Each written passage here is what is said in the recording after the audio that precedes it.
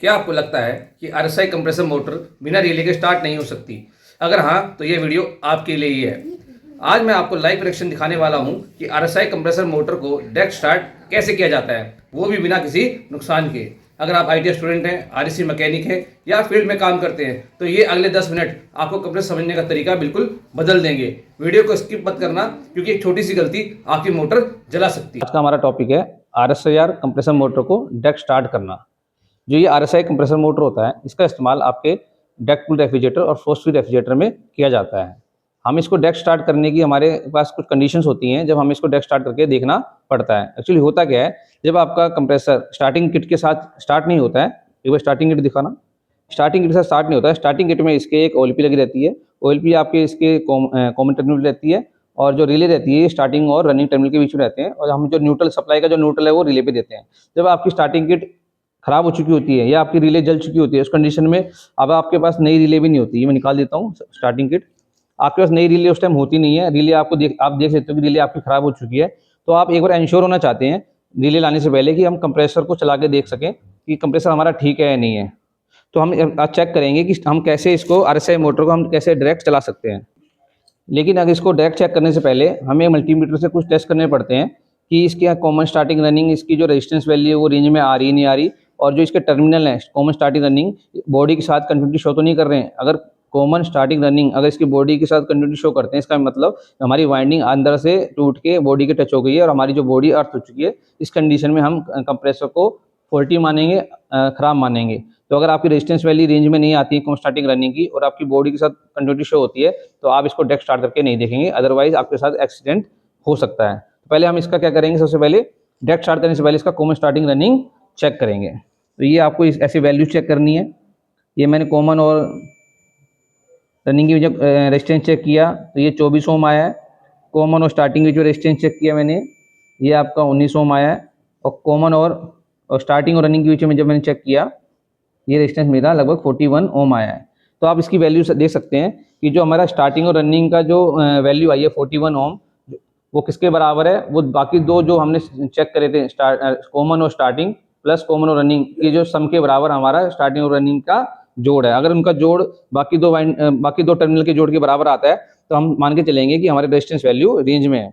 अब हमें एक टेस्ट और करना है। इसको डायरेक्ट चलाने से पहले हम हर टर्मिनल के साथ यहाँ से मैंने पिन हटा दिया है। हर टर्मिनल के साथ मैं यहाँ से कंटिन्यूटी चेक करूँगा, तो कंटिन्यूटी में कुछ भी शो नहीं होना चाहिए। अगर कहीं से बीप साउंड आ जाता है, तो मैं मान के चलूँगा कि मेरा जो बॉडी है, कंप्रेसर की बॉडी है, ये अर्थ हो चुकी है और हमारा कंप्रेसर फॉल्ट हो चुका है। तो दोनों कंडीशन मेरी मीट कर गई है। टर्मिनल के साथ अर्थ भी नहीं हुआ है, और जो टर्मिनल की रेजिस्टेंस वैल्यूज है वो रेंज में है। तो उसको हम डायरेक्ट कैसे चेक कर सकते हैं, ये मैंने एक अरेंजमेंट बनाया हुआ है। आप अरेंजमेंट देख सकते हैं। ये इसको मैं पावर सप्लाई पे लगाऊंगा, तो पावर सप्लाई से फेस और न्यूट्रल आएगा। जो हम सप्लाई देते हैं फेस और न्यूट्रल की, आपको पता है रनिंग टर्मिनल देते हैं और एक कॉमन टर्मिनल देते हैं। तो हम जो ये जो रेड वाला फेस वायर है, ये देखिए, ये मैंने बेल स्विच लिया है, और बेल स्विच से ये जो फेस का वायर है ये अलग है। तो ये डायरेक्ट हमारा बिल्कुल सीधा वायर है, ये बेल स्विच के साथ इसका कोई कनेक्शन नहीं है। तो इसको मैं डायरेक्ट क्या करता हूँ, कॉमन पे लगा देता हूँ। ये मैंने कॉमन पे लगा दिया है, फेस मैंने कॉमन पे दे दिया है। अब ये न्यूट्रल सप्लाई, जो न्यूट्रल से सप्लाई आएगी, ये कहाँ जाएगी, जो न्यूट्रल सप्लाई आएगी, ये देखो, ये यहाँ पर, ये यहाँ से आ रहा है, और इसी पॉइंट से ये न्यूट्रल वायर इसी पॉइंट से यहाँ से न्यूट्रल से निकल रहा है। तो न्यूट्रल मुझे कहाँ देना है, रनिंग टर्मिनल पे देना है। स्टार्टिंग टर्मिनल पे भी हमें पता है कि सप्लाई देनी है, लेकिन आपको पता है स्टार्टिंग टर्मिनल पे जो हम सप्लाई देते हैं वो मिली सेकेंड्स के लिए देते हैं। हमें कंप्रेसर की 75% स्पीड आने के बाद स्टार्टिंग वाइंडिंग को सर्किट से अलग करना पड़ता है, क्योंकि स्टार्टिंग वाइंडिंग बहुत ज़्यादा करंट लेती है। अगर उसको लगातार करंट दिया गया तो स्टार्टिंग वाइंडिंग जल जाएगी और कंप्रेसर खराब हो जाएगा। तो अब हम ऐसी कुछ व्यवस्था करनी है कि उसको कुछ मिली सेकंड के लिए हम सप्लाई दें। तो क्या कर दिया मैंने, ये जो यहाँ से न्यूट्रल आ रहा है, ये न्यूट्रल की सप्लाई यहाँ, जब ये यहाँ से मैंने ये स्विच से ही मैंने ये स्टार्टिंग का वायर निकाला है, तो यहाँ सप्लाई कब आएगी, कॉमन से तो स्टार्टिंग वाइंडिंग और रनिंग वाइंडिंग दोनों को फेस मिल रहा है, और यहाँ से डायरेक्ट आपको न्यूट्रल को, रनिंग वाइंडिंग को न्यूट्रल मिल रहा है।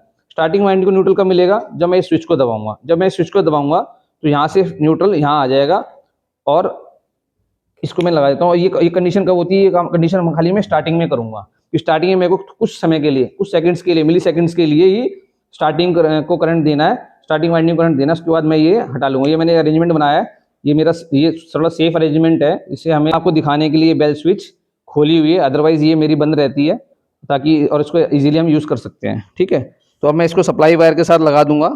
ये मैंने सप्लाई का कनेक्शन कर देता हूँ इसके। ये मैंने सप्लाई के कनेक्शन इसके सप्लाई के कनेक्शन कर दिए हैं। ये सप्लाई कनेक्शन मैंने यहाँ कर दिया है इसका, और ये हमारी बेल स्विच है। इससे पहले मैं क्या करता हूँ, एक बार कंप्रेसर को मैं इसमें आपको क्लाइम मीटर भी लगा के दिखाऊंगा ताकि आप देख सकें कि क्लाइम मीटर, ये मैंने फेस एंड न्यूट्रल जो सप्लाई आ रही है उसमें एक भी आप लगा देंगे क्लाइम मीटर को, और इसको आप एम्पेयर रेंज में सेट कर लेंगे। इसको मैंने एम्पेयर रेंज भी सेट कर लिया है, और अब मैं इसको ऑन करता हूँ। लेकिन ऑन करने से पहले मैं बेल स्विच को दबा के रखूँगा, क्योंकि बेल स्विच को मैं दबा के इसलिए रखता हूँ क्योंकि कुछ सेकंड के लिए मुझे करंट स्टार्टिंग वाइंडिंग को भी देना है, तो तुरंत मैं कंप्रेसर के स्टार्ट होते ही तुरंत मैं बेल स्विच को छोड़ दूंगा और स्टार्टिंग वाइंडिंग को सर्किट से अलग कर दूंगा। ये देखिए, ये मैंने ऑन किया और ये छोड़ दिया। ये देखिए, अब ये देखिए 0.6-0.7 एम्पेयर पे बिना स्टार्टिंग किट के, बिना OLP के, बिना रिले के मेरा कंप्रेसर स्टार्ट हो गया है।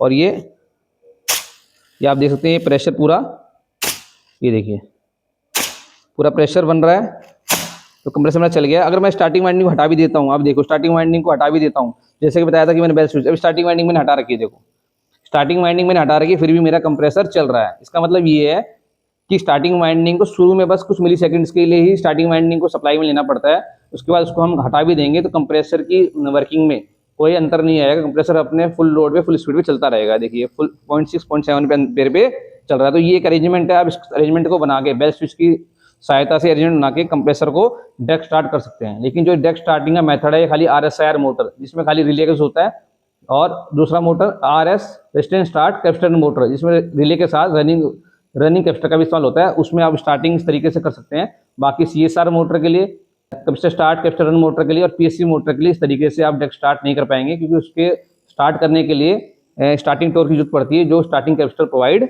कराता है। ठीक है, तो ये एक हमारा तरीका था। एक तरीका मैं और बताऊंगा स्टार्ट करने का। अगर आपके पास ये व्यवस्था नहीं है तो आप कैसे चेक कर सकते हैं, वो थोड़ा रिस्की है, लेकिन फिर वो भी आप देख सकते हैं। तो मैं हटा देता हूँ, ये व्यवस्था हटा देता हूँ, ये अरेंजमेंट ये मैंने निकाल ली है। अब दूसरा तरीका क्या है?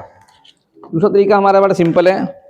जो आपने पावर सप्लाई, जो आपकी फेस और जो आपकी स्टार्टिंग किट में आ रही थी, जो सप्लाई आपकी स्टार्टिंग किट में OLP पे, और जो आपकी स्टार्टिंग OLP और रिले पे आ रही थी, उसी की सप्लाई आप हटा लेंगे, निकाल लेंगे। निकाल के आप फेस वायर कॉन पे लगा देंगे, और न्यूट्रल वायर आप टर्निंग पे लगा देंगे। ये हमने लगा दिया, बड़ा आसान है। किलोमीटर में लगा देता हूँ, किलोमीटर लगाने से आपको चेक हो जाएगा। अब मुझे शॉर्ट तो करना ही है। मैंने जैसे बताया कि स्टार्टिंग और रनिंग वाइंडिंग को शॉर्ट करना पड़ता है कुछ मिली सेकंड की शुरुआत में।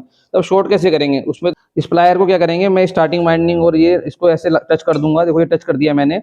बस ये ध्यान रखना है, इसको जब टच करे तो ये प्लायर जो है ये बॉडी से टच ना हो, और ये कॉमन का टर्मिनल है जिसपे फेस दिया है उस पर टच ना हो। हमें खाली शॉर्ट करना है रनिंग वाइंडिंग को और स्टार्टिंग वाइंडिंग को। ये थोड़ा रिस्की है, लेकिन आपको ध्यान से करना है।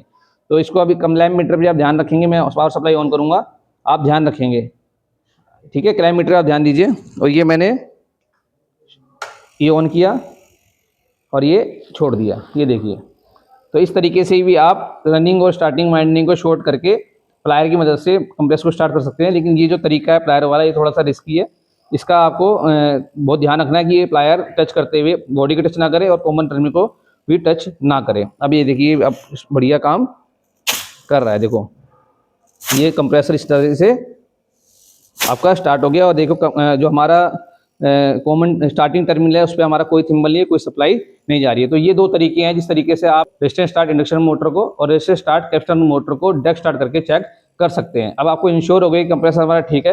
आप मार्केट से आप रिले लेके आएंगे, रिले आपको पता जल चुकी है, रिले लेके आएंगे और रिले लाके नहीं लाके आप इसको लगा के इसको चालू कर देंगे। अगर आपको RSI कंप्रेसर को डायरेक्ट स्टार्ट करना समझ में आ गया है तो आप मेरा अगला वीडियो जरूर देखें, RSI कंप्रेसर मोटर की वाइंडिंग को कैसे पहचानें।